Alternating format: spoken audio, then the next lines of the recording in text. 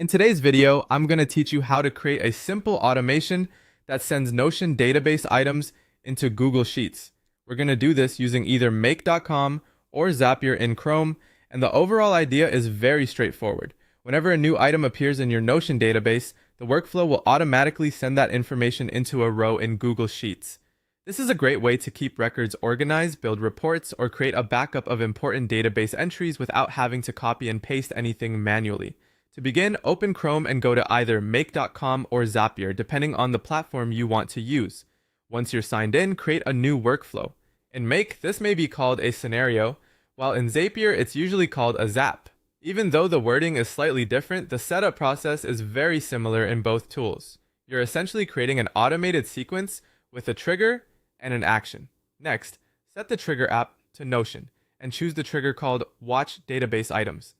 This tells the automation to monitor a specific Notion database for new or updated entries depending on how the platform handles the trigger. At this stage, you'll likely be asked to connect your Notion account if you haven't already.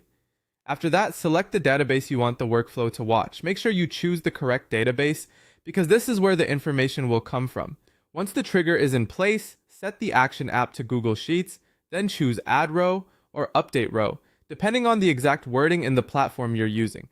This step controls what happens after a Notion item is detected.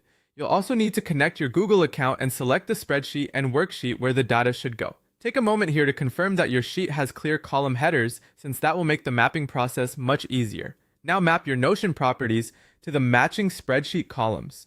For example, if your Notion database has a title, status, date, or notes field, match each of those to the appropriate column in Google Sheets. The key here is to keep everything aligned so the data lands in the right place. If something doesn't match correctly, your spreadsheet may end up messy or incomplete. After the mapping looks good, turn on the flow. From that point on, your automation will begin watching Notion and sending items into Google Sheets automatically. It's a good idea to test with a sample database item so you can confirm that everything is working exactly as expected. Once that's done, your workflow is live and ready to save you time.